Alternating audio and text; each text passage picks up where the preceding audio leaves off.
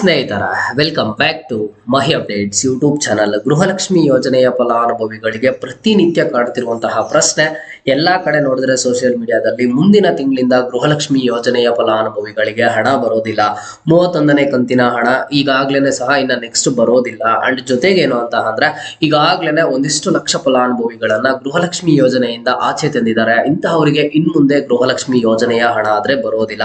So ಪ್ರತಿದಿನ ಬೆಳಗ್ಗೆ ನಿದ್ದೆ ಎದ್ದು ಫೋನ್ ತಗೊಂಡ್ರೆ ಫೋನಲ್ಲಿ ಬರ್ತಿರುವಂತಹ ನ್ಯೂಸ್, ಗೃಹಲಕ್ಷ್ಮಿ ಯೋಜನೆಯ ಹಣ ಇನ್ ಮುಂದೆ ಬರಲ್ಲ. ಹೊಸದಾಗಿ ನೂತನ ಸಿಎಂ ಡಿ ಕೆ ಶಿವಕುಮಾರ್ ಅವರು ಆಗಿರೋದ್ರಿಂದ ಇಲ್ಲಿ ಗೃಹಲಕ್ಷ್ಮಿ ಯೋಜನೆಯಲ್ಲಿ ಒಂದಿಷ್ಟು ಬದಲಾವಣೆಗಳು ಬರ್ತಿವೆ. ಇದರಿಂದ ಗೃಹಲಕ್ಷ್ಮಿ ಯೋಜನೆಯ ಹಣ ಬರೋದಿಲ್ಲ, ಗೃಹಲಕ್ಷ್ಮಿ ಯೋಜನೆಯ ಹಣ ಆದ್ರೆ ಕಟ್ ಆಗುತ್ತೆ ಇನ್ ಮುಂದೆ. ಈಗಾಗಲೇ ಒಂದಿಷ್ಟು ಫಲಾನುಭವಿಗಳನ್ನ ಗೃಹಲಕ್ಷ್ಮಿ ಯೋಜನೆಯಿಂದ ಆಚೆ ಇಟ್ಟಿದ್ದಾರೆ ಅಂತ ಹೇಳ್ಬಿಟ್ಟು ಒಂದು ನ್ಯೂಸಸ್ ವೈರಲ್ ಆಗ್ತಿರುವಂತದ್ದು. ಇವತ್ತಿನ ಈ ವಿಡಿಯೋದಲ್ಲಿ ಸಂಪೂರ್ಣವಾದ ಮಾಹಿತಿಯನ್ನ ಕೊಡುತ್ತೀನಿ. ಸೊ ಯಾಕೆ ಏನೆಲ್ಲ ಬದಲಾವಣೆ ಆಗ್ತಿದೆ, 31ನೇ ಕಂತಿನ ಹಣ ಬರುತ್ತಾ ಬರಲ್ವಾ, ಈಗಾಗಲೇ ಯಾವ ಒಂದು ಫಲಾನುಭವಿಗಳನ್ನ ಗೃಹಲಕ್ಷ್ಮಿ ಯೋಜನೆಯಿಂದ ಆಚೆ ಇಟ್ಟಿದ್ದಾರೆ ಏನು ಅಂತ ಹೇಳಿ ಇವತ್ತಿನ ಈ ವಿಡಿಯೋದಲ್ಲಿ ತಿಳಿಸ್ಕೊಡ್ತೀನಿ. ವಿಡಿಯೋ ಖಂಡಿತವಾಗ್ಲೂ ಹೆಲ್ಪ್ ಆಗುತ್ತೆ. ವಿಡಿಯೋನ ಕೊನೆವರೆಗೂ ನೋಡಿ, ಸಂಪೂರ್ಣವಾದ ಮಾಹಿತಿ ಆದ್ರೆ ನಿಮಗೆ ಸಿಗುತ್ತೆ. ಜೊತೆಗೆ ಚಾನಲ್ಗೆ ಲೈಕ್ ಸಬ್ಸ್ಕ್ರೈಬ್ ಮಾಡ್ಕೊಳ್ಳಿ. Shri Horanadu Annapoorneshwari astro centre. ನಿಮ್ಗೆ ಏನಾದ್ರು ಬಿಸ್ನೆಸ್ ಅಲ್ಲಿ ಪ್ರಾಬ್ಲಮ್ ಇದ್ರೆ, health issue, life career, black magic problem, love ಸಮಸ್ಯೆ, education problem, husband and wife problem ಇದ್ರೆ ನಿಮ್ಗೆ ಎಲ್ಲ ಸಮಸ್ಯೆಗೆ ಕೇವಲ 3 ದಿನಗಳಲ್ಲೇ 100% ಪರಿಹಾರನ ಆದ್ರೆ ಕೊಡ್ತಾರೆ. ನೀವು ಇವರನ್ನ ಕನ್ಸಲ್ಟೇಷನ್ ಆದ್ರೆ ಮಾಡಬಹುದಾಗಿರುತ್ತೆ. ಅವರ ಒಂದು ಮೊಬೈಲ್ ನಂಬರ್ ನಿಮ್ಗೆ ಸ್ಕ್ರೀನ್ ಮೇಲೆ ಆದ್ರೆ ಡಿಸ್ಪ್ಲೇ ಆಗ್ತಿದೆ ನೋಡಿ. ಗೃಹಲಕ್ಷ್ಮಿ ಯೋಜನೆಯ ಫಲಾನುಭವಿಗಳಿಗೆ ಗೃಹಲಕ್ಷ್ಮಿ ಯೋಜನೆಯ 31ನೇ ಕಂತಿನ ಹಣ ಬರುತ್ತಾ ಇಲ್ವಾ ಅಂತ ಹೇಳ್ಬಿಟ್ಟು ಇವತ್ತಿನ ಈ ವಿಡಿಯೋದಲ್ಲಿ ಕನ್ಫರ್ಮ್ ಅನ್ನ ಕೊಡ್ತೀನಿ ನೋಡಿ. ಹೊಸದಾಗೇನೋ ಡಿ ಕೆ ಶಿವಕುಮಾರ್ ಸರ್ ಅವರು ಸಿಎಂ ಆದ್ರೆ ಆಗಿದ್ದಾರೆ. ಸೊ ಹಾಗಿದ್ರೆ 31ನೇ ಕಂತಿನ ಹಣ ಬರುತ್ತಾ ಬರಲ್ವಾ ಅಂತ ಅಂದ್ರೆ 100% ಆಗಿ 31ನೇ ಕಂತಿನ ಹಣ ಆದ್ರೆ ಬರುತ್ತೆ. ಸೊ ಹಾಗಿದ್ರೆ ಯಾಕೆ ಎಲ್ಲಾ ಕಡೆ ವೈರಲ್ ಆಗ್ತಿದೆ 31ನೇ ಕಂತಿನ ಹಣ ಬರ್ದೇನೂ ಇರ್ಬೋದು ಅಂತ ಅಂದ್ರೆ, ಹೌದು 31ನೇ ಕಂತಿನ ಹಣ ನಿಮ್ಮ ಒಂದು ಬ್ಯಾಂಕ್ ಖಾತೆಗೆ ಬರ್ದೇನೂ ಇರ್ಬೋದು. ಯಾಕೆ ಬರೋದಿಲ್ಲ ಏನು ಅಂತ ಹೇಳ್ಬಿಟ್ಟು ತಿಳಿಸ್ಕೊಡ್ತೀನಿ ನೋಡಿ. ಮೊದಲಿಗೆ ನೋಡಿ, ಇದು ಡಿ ಕೆ ಶಿವಕುಮಾರ್ ಸರ್ ಅವರು ಸಿಎಂ ಆಗಿದ್ದ ಆದ್ಮೇಲೆ ಬಂದಿರುವಂತಹ ಅಪ್ಡೇಟ್ ಅಲ್ಲ. ಮಹಿಳಾ ಮತ್ತು ಮಕ್ಕಳ ಕಲ್ಯಾಣ ಅಭಿವೃದ್ಧಿ ಇಲಾಖೆ ಕಡೆಯಿಂದ ಸಾಕಷ್ಟು ದಿನಗಳಿಂದ ಇದ್ದಂತಹ ಅಪ್ಡೇಟ್ ಇದು.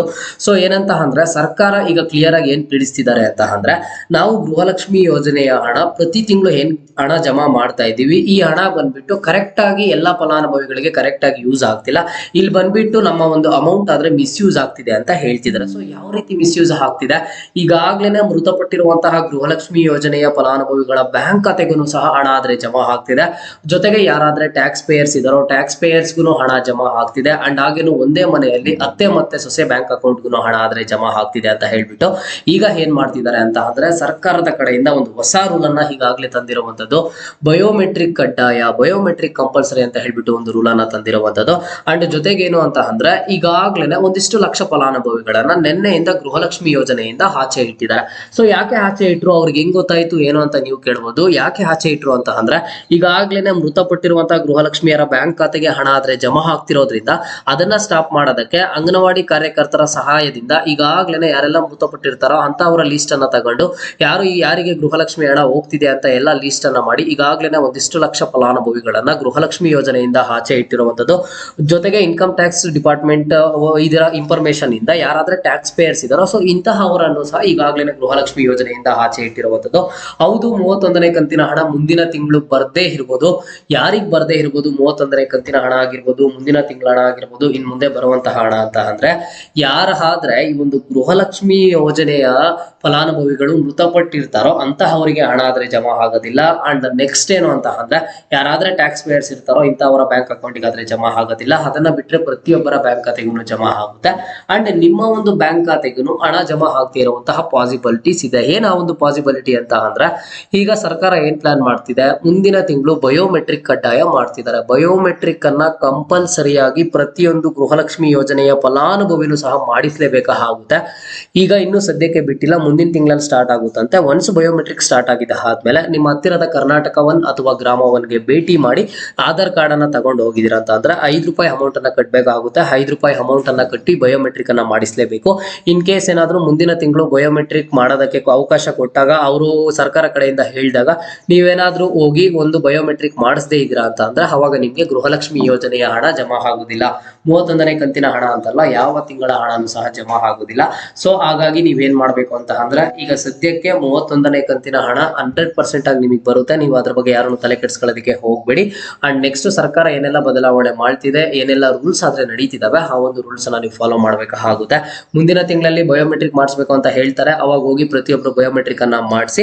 ಅದನ್ನ ಬಿಟ್ರೆ ಬೇರೆ ಯಾವುದೇ ತರದ ತೊಂದರೆ ಇಲ್ಲ. ಹೊಸದಾಗಿ ಡಿ ಕೆ ಶಿವಕುಮಾರ್ ಸರ್ ಅವರು ಯಾವುದೇ ತರದ ರೂಲ್ಸ್ ಅನ್ನ ತಂದಿಲ್ಲ ಅಥವಾ ಗೃಹಲಕ್ಷ್ಮಿ ಯೋಜನೆಯನ್ನ ಯಾವುದೇ ಕಾರಣಕ್ಕೂ ಸ್ಟಾಪ್ ಮಾಡೋದಿಲ್ಲ.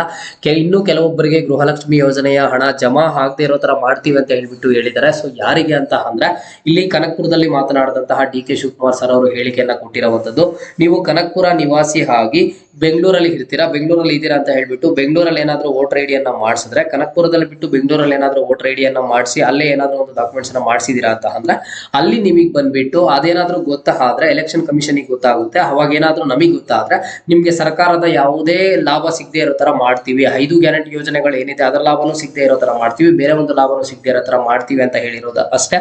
ಅದನ್ನ ಬಿಟ್ರೆ ಎಲ್ಲ ಫಲಾನುಭವಿಗಳಿಗೆ ಯಾವುದೇ ತರದ ಸ್ಟಾಪ್ ಮಾಡೋದಾಗ್ಲಿ ಅಥವಾ ಮತ್ತೊಂದಾಗ್ಲಿ ನಡೆಯೋದಿಲ್ಲ.